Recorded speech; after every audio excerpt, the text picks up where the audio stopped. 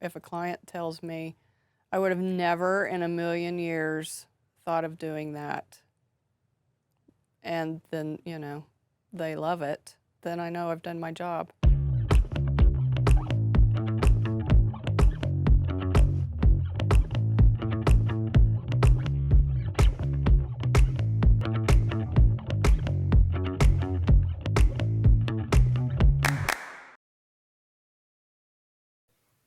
Hey everyone, this is Design Crash Course. I'm Travis Neely. I'm Phara Queen. We're degreed interior designers, and we're passionate about helping people better understand what interior design is. And more importantly, what it isn't. That's truth. Mm-hmm. All while having some fun along the way. Today we're going to deep dive into lighting. And kind of like along the way, we'll tell you how we even got into this career, I guess. But we don't want to focus on that, but we will tell you. But so before we get into that, Travis, you got any good scoop? What's been going on lately? Give me it, all of it. Well, I don't know that it's necessarily great scoop, but I did buy the Lego art Marilyn Monroe's for my husband for his birthday. Yeah. And whereas I would have had them put together in one day, we put them together and it took a month, but I got them hung 2 days ago. Where did you hang them? Because you've got like no wall space. Well, AKA I'm Chuck. Well, I had to take something down and bring it to the office and hang it in my office here so that I had room. So one thing you will find out about us is I don't think I'm a minimalist, but I don't know the word for me. But Travis is definitely a maximalist. And what do you call yourself? Like you have to... You can't just pick up a series. You have to start a completionist. Yeah, you are also a completionist. Yes, I'd never heard that term. I have to have the full collection. Yeah. Whether I'm watching something, I have to start from the beginning and watch all the way through. Even if I start losing interest, I still have to know how it ends. Yeah. So yes, I definitely like to complete. I guess I am a collector of whatever happens to be going on in my life at the moment. Yeah, I don't think I'm that way. I would somewhat consider you a maximalist, though, especially with the patterns that you mix and the colors that you use. That is true. You definitely, neither of us are minimalists, that's for sure. So my scoop, I don't really have anything fun like yours. Oh, but yes, mine is just like squirrel bullshit. Which is awesome. I overheard you talking to your husband just the other day. Yeah.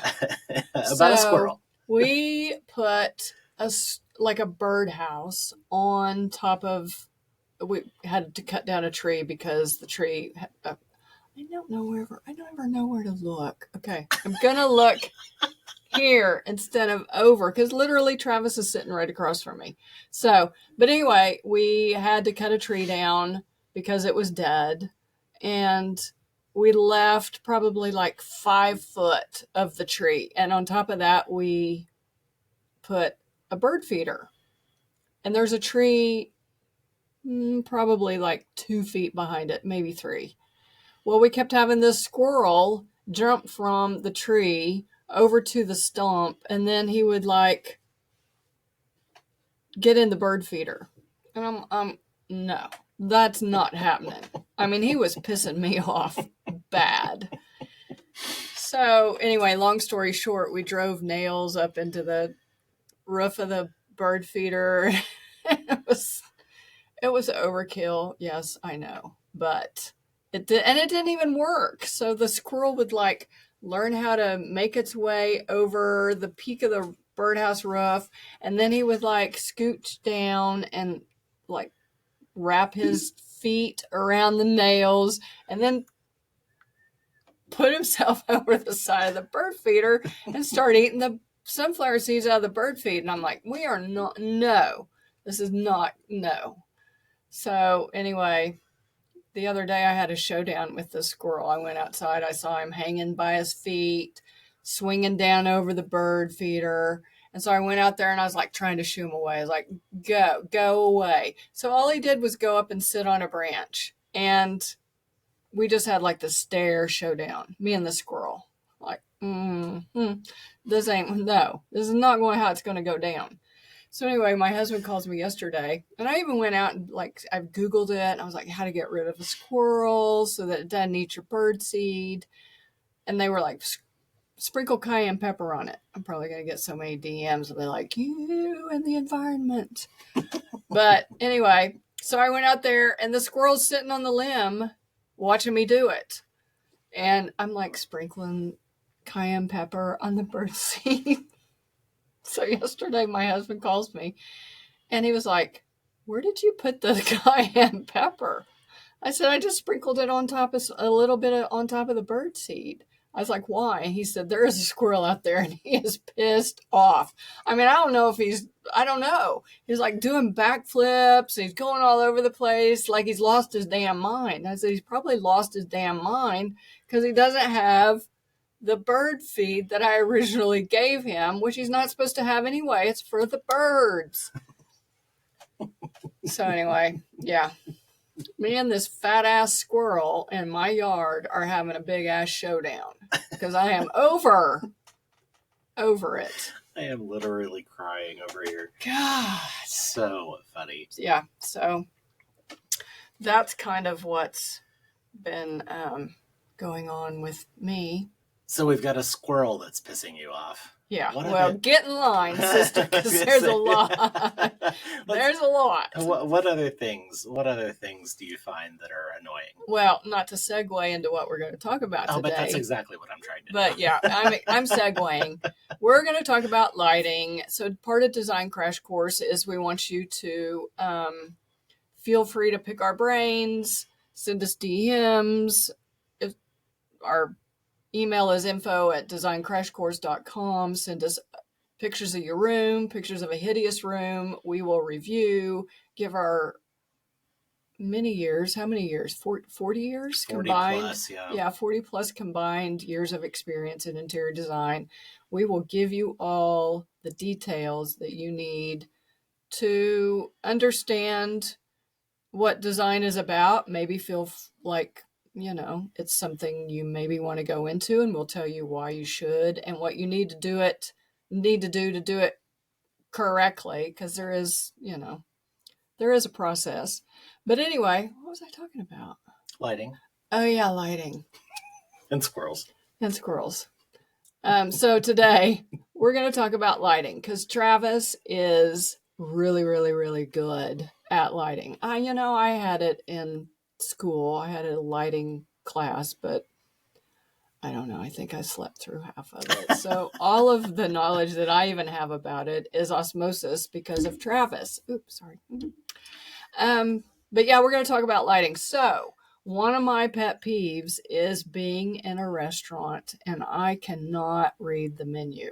Now, granted, I'm elderly and my eyes aren't what they used to be, but still, you should be able to look at a menu in a restaurant without having to turn the flashlight on your phone on it. Yeah, my husband does that all the time, and I'm like, I mean, at first I try to act like it's paparazzi, but that never works for me. So,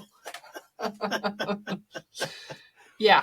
So, Travis, give us your wisdom about lighting. Give us the scoop. There's a lot involved in lighting, but I can give you a few really, really great tips that can take the existing lighting that you have and make your space feel a lot better. If you're building a new house or something like that, I think, I'll say this. There are a lot of memes on social media right now about, you always know when you're in a gay man's house because you can't see anything because they never use their overhead lights. That's not me. Definitely gay, not afraid to use my overhead lights, but you want to use them correctly. It's very much my philosophy. Too much light is vastly better than not enough light, but everything needs to be on dimmers. Mm-hmm. You need to be able to control the lighting for whether you're vacuuming or whether you're having a party. You want different setups for your lighting to be able to look the way it needs to and create the mood that you're going for. So one of the key things that I would like you to take away from this, well, there are several, but the color temperature of your light is incredibly important. you'll look, and that's pretty easy to find on most LED bulbs now. Uh, I always go for 3000 to 3500 Kelvin, no higher than 3500. You get into the daylighting or the true light or whatever they want to call it. It's too white, it's too blue, actually. It's bad. And it makes it almost feel like you're an insect inside of a bug lamp. So I hate daylighting in light bulbs. Incandescent lighting is really more in 2500 to 2700. So that's very much on the yellow end of things. But it's also what makes our skin tones look nicer. I mean, when we were cavemen, we were sitting around a fire and we looked, well, I don't know how great they looked, but that warm glow is what looks really good on a human skin tone. So going with a truer white, I said true white a minute ago, it's the daylight that you want to stay away from. But 3500 is a nice white light. And then 3000 can be pretty white, but also maybe just hinting toward a warmer tone. So staying with those bulbs or color temperatures are really important. If you've ever been in a space that the light bulbs are all kinds of different color temperatures, you may not have known that you noticed, but you probably noticed. It's like you look at one can and it's blue, and you look at another can right next to it and it's yellow, and another one's white, and it looks terrible. So keeping them all consistent is really, really important. Even more important than that, and this is harder information to find when you're shopping for light bulbs, the CRI is really, really important. And that is the color rendering index. Let me back up just 1 second on the color temperature. When you're looking at that, there's going to be a big K. So it'll be 3000K, 3500K, 5000K. Stay away from that. But the K is the Kelvin. That's the color temperature. So stay in 3000 to 3500 there. And then the CRI, you always want bulbs that are 90 plus CRI. It's a scale of 0 to 100, and anything below 90 is really not ideal. What this color rendering index does, it is the way the light shines on the surface of an item. It's going to portray that item as the color that it actually is, the higher that CRI is. So when you get into 90 plus CRI, your pillows are going to have the right colors. Your table's going to be the right wood tone. Whatever it is, your colors, your face is even going to look better under the correct CRI. So that's really important. But like I said, it's harder to find that on the packaging, but it is getting more common than it was, say, 5 years ago. So I would highly recommend those three things for sure. Lots of light with dimmers, 3000 to 3500 Kelvin color temperature, and absolutely 90 plus CRI on the bulbs themselves. Yeah, so I mean, I always pay attention to lighting just because, I do.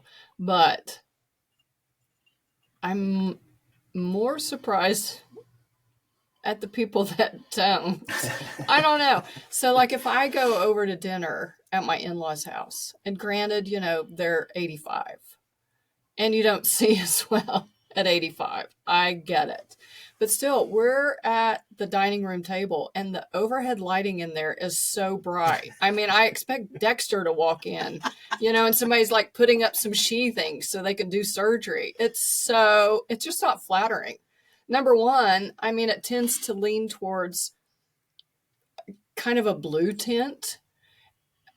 And which that's more the daylighting. That's going to be in your 5000 and up Kelvin. It's just, and blue, I mean, color theory and color science is, people put blue light bulbs in their refrigerators if they're trying to lose weight because it makes everything look like crap. And no, it's not palatable at all.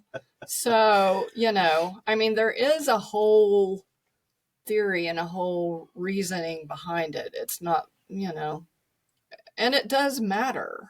It's not just a personal preference thing. No.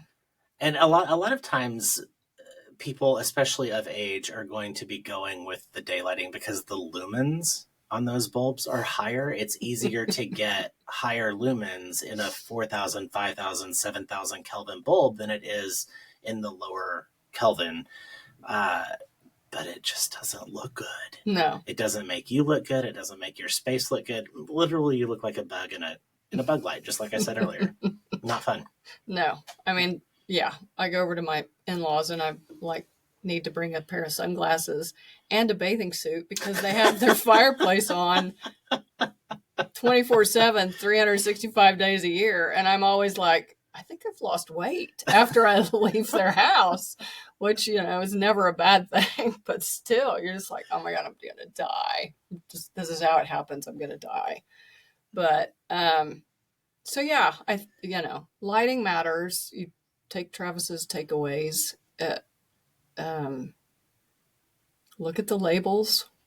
Food's not the only thing that you need to look at the label on. Right. But so part of, again, what I was talking about earlier, what we want to achieve with Design Crash Course, and I think I can speak for the both of us. Feel free to interject or say, girl, but, we do have a lot of experience, and there is actually a degree for interior design for a reason. And that also matters. And at some point, maybe we'll get into that.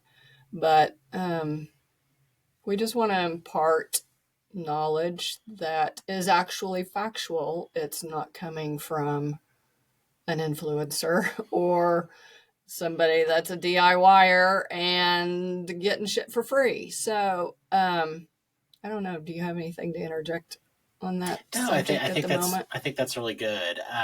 Not only do we want you to have factual information, but practical information, because oftentimes, just like what we talked about in lighting today, very easy, very practical things that you can do to make your space feel a whole lot better. And it's really, really critical, in our opinion, that your home is a haven. It's somewhere that you can go and you can recharge and you can rest and really feel wholesome. And that's what a well-designed space can do for you. I'm sure everyone listening has been somewhere that they're captivated by the decor of the restaurant that they're in because it creates more ambiance, and or the hotel that they stay at, the room is super sexy or whatever.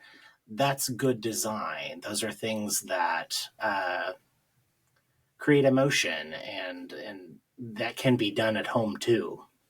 No, yeah, I completely agree, because I always say, if you walk into a space and it feels right, I mean, it'll just feel right.